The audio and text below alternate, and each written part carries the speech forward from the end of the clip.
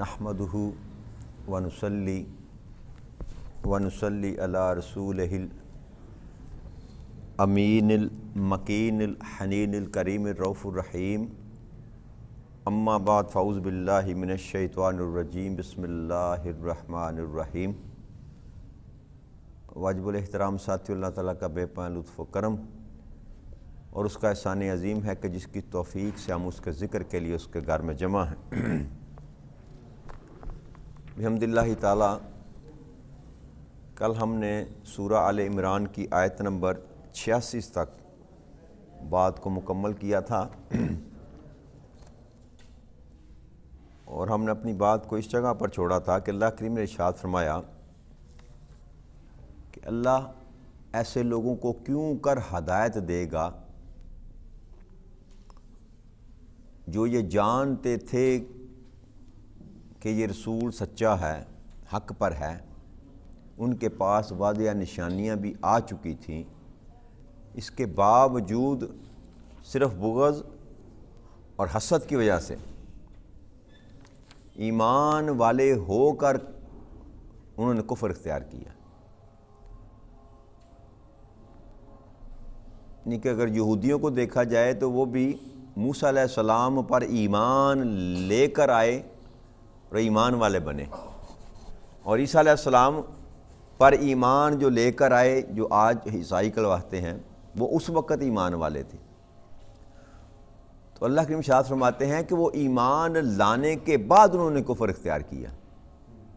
کہ موسیٰ علیہ السلام پر جب ایمان لے کر آئے تو جب عیسیٰ علیہ السلام کو اللہ کریم نے بھیجا تو عیسیٰ علیہ السلام کا انکار کر دیا کہ ہم آپ کو نبی نہیں مانتے، اور سب سے بڑھ کر پھر ان دونوں نے جب آقا کریم صلی اللہ علیہ وسلم کو اللہ کریم نے اپنا نبی اور رسول بنا کر بھیجا تو انہوں نے ان کو بھی ماننے سے انکار کر دیا۔ تو اللہ فرماتے ہیں کہ اب ایسی قوم کو میں کیوں کر ہدایت دوں جو حق جانتی بھی ہے، پہچانتی بھی ہے، اور میں نے آپ کو یہ بتایا تھا کہ ان کی کتابوں میں یہ ذکر موجود تھا،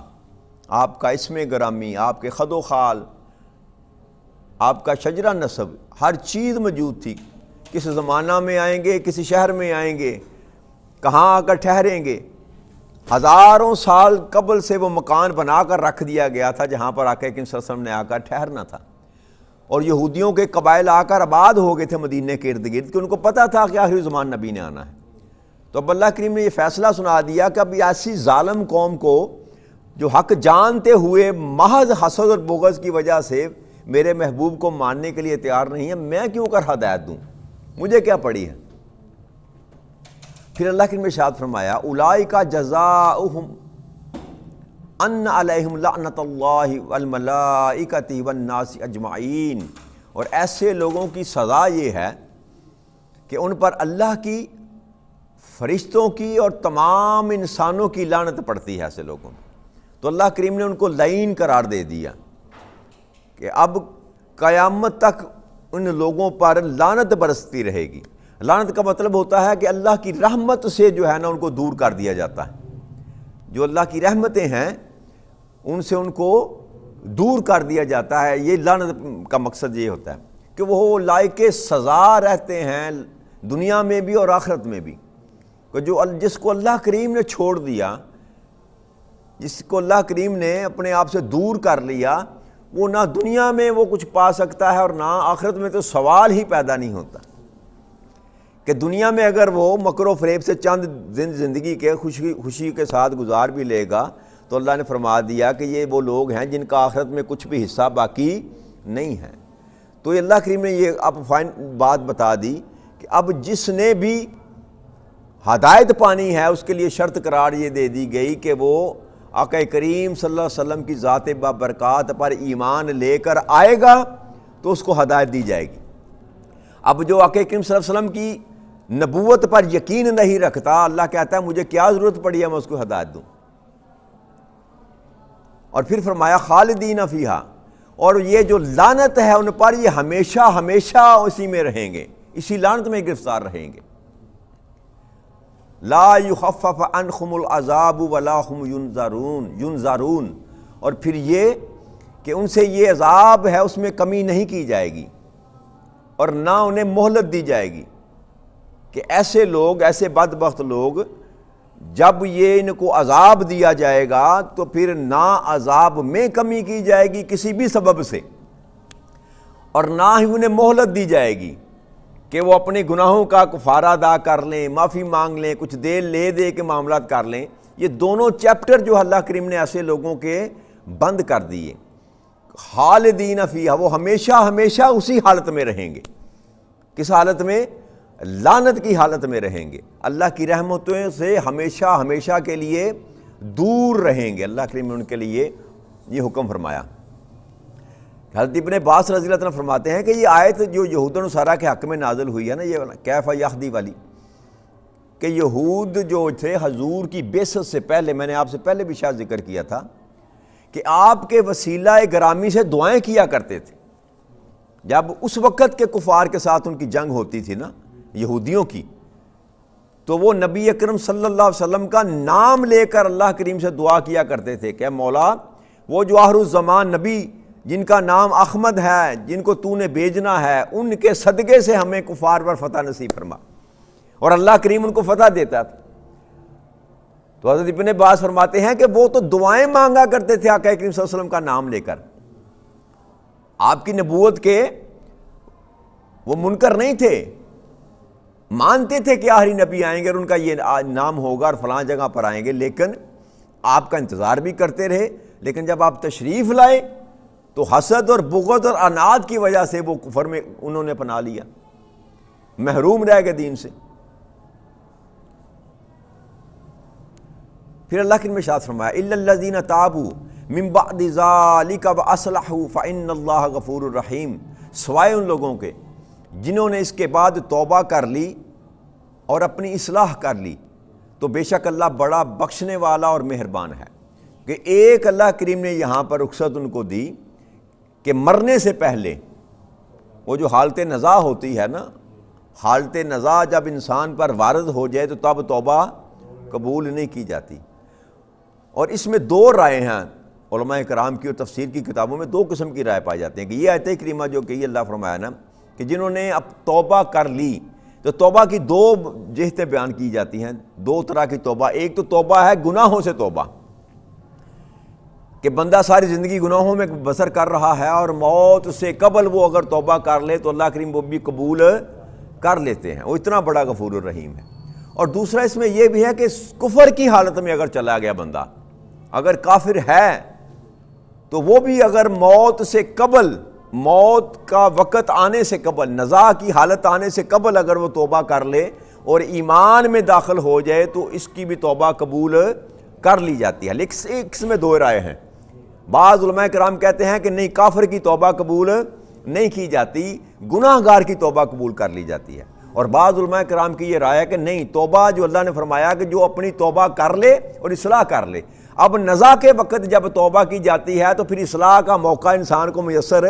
نہیں آتا، اس لیے وہ کہہ رہے ہیں کہ کفر کے بعد اگر توبہ کی مرنے کے بعد تو یہ اصلاح والی جو شرط ہے یہ پوری نہیں ہوتی۔ توبہ کی اور پھر اصلاح کر لی تو جو بندہ مرنے کے قریب ہے اور اس نے اگر توبہ کر لی، ایمان میں داخل ہو گیا، تو پھر اس کو اصلاح کا موقع نہیں ملتا۔ تو دونوں یہ رائے ہیں، باقی اللہ تعالیٰ بہتر جانتا ہے، اللہ کے پاس یہ اختیار ہے کہ اس کی توبہ قبول کرے یا نہ کرے۔ پر دو رائے تھی، میں نے کہا میں دونوں آپ کو بتا دوں۔ اللہ فرماتے ہیں کہ جو توبہ کر لے تو میں بڑا ہی بخشنے والا ہوں، کہ زندگی کے جتنے بھی انسان نے گناہ کیے ہوں، چاہے احد پہاڑ کے برابر ہی کیوں نہ ہوں، اللہ کریم اتنا رحیم و کریم ہے کہ اگر سچے دل کے ساتھ انسان توبہ کرے تو رب کریم اس کی توبہ کو قبول فرماتے ہوئے اس کے سارے گناہ معاف فرما دیتے، دھو دیتے ہیں۔ رب کریم کہتا ہے میں سارے گناہ اس کے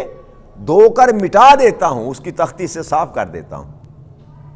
اور پھر فرمایا کہ بڑا رحیم ہے، بڑا رحم کرنے والا۔ ان الذین کافروا بعد ایمانہم ثم ازدادوا کفرا لن تقبل توبتہم واولئک هم الضالون۔ اور دوسری شکل، جن لوگوں نے ایمان کے بعد کفر کیا، وہ تھا کفر کے بعد ایمان لے کر آنا، تو اللہ نے فرمایا کہ میں بخشنے والا بھی ہوں، رحم کرنے والا ہوں۔ یہاں یہ ہے کہ جو ایمان کے بعد اس نے کفر کیا جیسے عیسائی ہیں، یہودی ہیں، وہ اسی کیٹیگری میں آتے ہیں، یا وہ لوگ جو نبی اکرم صلی اللہ علیہ وسلم کی ظاہری دنیا سے پردہ پوشی کے بعد مرتد ہو گئے، دین سے پھر گئے۔ اسلام قبول کرنے کے بعد جو بندہ واپس کسی اور مذہب میں چلا جائے، اس کے متعلق اللہ نے حکم دیا، اور پھر وہ کفر میں بڑھتے گئے تو ان کی توبہ ہرگز قبول نہ کی جائے گی۔ مرتد کی توبہ قبول نہیں کی جائے گی، اور یہ وہی لوگ ہیں جو گمراہ ہیں۔ حقیقت میں گمراہ ایک تو ہوتا ہے بندہ کافر ہو جی، ایک ہے جو مسلمان ہو کر کافر ہو گیا۔ تو مرتد تو ویسے بھی واجب القتل ہوتا ہے۔ جو بندہ دائرہ اسلام میں آنے کے بعد دائرہ اسلام سے خارج ہوتا ہے، اس کی سزا شریعت محمدی میں صلی اللہ علیہ وسلم میں قتل ہے، اس کی گردن اتار دی جائے۔ تو اللہ نے فرمایا ایسے شخص کو میں معاف نہیں کروں گا، ایسے شخص کی میں توبہ کبھی قبول نہیں کروں گا جو ایمان لانے کے بعد گمراہ ہوا، ایمان لانے کے بعد گمراہ ہوا۔ ان الذین کفروا وماتوا وهم کفار فلن يقبل من احدهم ملء الارض ذهبا ولا افتدى به اولئک لهم عذاب علیم وما لهم من الناصرین۔ اب اللہ کی ارشاد فرماتے ہیں بے شک جو لوگ کافر ہوئے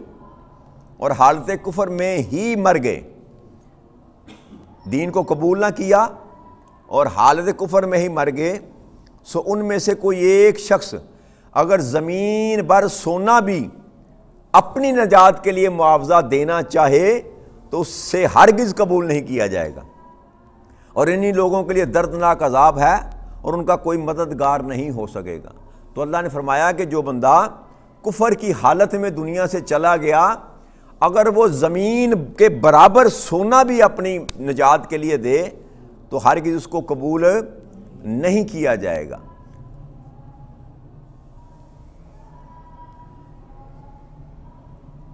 اللہ کریم نے آقا کریم صلی اللہ علیہ وسلم کی حدیث مبارک ہے کہ نزا کے وقت تک انسان کی توبہ قبول کی جاتی ہے، نزا کے بعد توبہ جب وہ غرغرہ انسان پر آتا ہے نا، یعنی کہ ایک حالت ایسی آتی ہے جب انسان کی سانس اکھڑنا شروع ہو جاتی ہے اور دیکھنے والے کو بھی پتہ چل جاتا ہے کہ اب اس کا آخری وقت، اس حالت میں توبہ قبول نہیں ہوتی، اس سے قبل۔ اور یہ بھی کہا جاتا ہے، یاد رکھیے کہ جب بندے پر یہ نزا کا وقت آئے نا تو اس کو کلمہ پڑھانے کی کبھی کوشش نہ کریں، اس کو کلمہ پڑھانے کی کبھی کوشش نہ کریں۔ عین ممکن ہے کہ وہ اس تکلیف کی حالت میں کہہ دے کہ میں نہیں پڑھتا،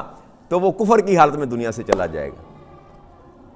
آپ اس کے ساتھ پڑھتے جائیں، جیسے ہمارے رواج ہے، کرتے ہیں، سورہ یاسین کی تلاوت کرتے ہیں، آپ تلاوت کریں اس کے پاس بیٹھ کر، قرآن کی تلاوت کریں، کلمے کے ورد کریں، وہ خود اگر پڑھ لے تو اچھی بات ہے، عین ممکن ہے وہ پڑھ لے، ٹھیک ہے، لیکن اس کو تلقین نہ کریں، کیونکہ تلقین جب آپ کریں گے عین ممکن ہے کہ جس تکلیف میں وہ گزر رہا ہے موت کے لمحات میں سے، عین ممکن ہے وہ انکار کر دے اور جاتے جاتے اگر وہ مسلمان بھی ہے تو وہ کافر کی حالت میں چلا جائے گا۔ تو اس لیے منع کیا گیا ہے کہ مرنے والے کو جو ہے نا وہ کلمے کی تلقین نہ کریں۔ تو اللہ کریم قیامت کے دن جو بندے ہیں نا، جو دو قسم کے بندوں کو اللہ کریم بلائے گا، ایک وہ جس کو جنت جس پر واجب کی گئی ہوگی، اور اس کو بلا کر اللہ کریم فرمائیں گے کہ تمہیں کیسی جگہ ملی، تو وہ کہے گا رب کریم بہت بہتر جگہ مجھے ملی، بہت بہتر جگہ مجھے ملی۔ تو پھر اس سے پوچھا جائے گا کہ تمہاری کوئی تمنا، کوئی آرزو ہے؟ تو وہ کہے گا کہ رب کریم میری ایک ہی تمنا ہے، تو مجھے واپس دنیا میں بھیج، میں پھر تیرے رستے میں مارا جاؤں اور پھر تیرے پاس آؤں، پھر مجھے واپس بھیج، پھر مارا جاؤں، پھر میں تیرے پاس آؤں، بس تو مجھے بھیجتا رہے، میں تیری راہ میں جان قربان کرتا رہوں۔ اور پھر اللہ کریم ایک اور جہنمی کو نکال کر بلائیں گے، اس سے پوچھیں گے کہ اب تو بتا کہ تجھے کیسی جگہ ملی، تو وہ کہے گا کہ بہت ہی برا ٹھکانہ مجھے ملا۔ تو اللہ کریم فرمائیں گے کہ کیا اس سے نجات کے لیے اگر پوری زمین کے برابر تجھے سونا دے کر نجات حاصل کرنی پڑے تو کیا تو یہ سودا کرے گا؟ تو وہ کہے گا ہاں رب کریم مجھے ساری زمین کے برابر بھی سونا دے کر اگر یہ حاصل کرنا پڑے تو میں ضرور کروں گا. تو اللہ فرمائے گا کہ نہیں، اب تیرے پاس مہلت نہیں ہے. میں نے تمہیں اس سے کم تر تیرے ساتھ سودا کیا تھا. جب تیری روح پیدا کی تھی، تجھے جسم دیا تھا، تم سے وعدہ لیا تھا کہ میرے مقابلے میں کبھی شرک نہ کرنا. میں نے تو سستا سودا تیرے ساتھ کیا تھا. اب تو نے وہ سودا قبول نہیں کیا. اب تو زمین بھر کے بھی سونا اگر مجھ کو دے گا تو میں تیری نجات کے لیے رستہ تجھے نہیں دوں گا. تو یہ جو سانس چل رہی ہے نا میرے بھائیو، جب تک انسان کی سانس چل رہی ہے، یہ سودا اس وقت تک ہی اللہ کے ساتھ کیا جا سکتا ہے. سانس کے ختم ہو جانے کے بعد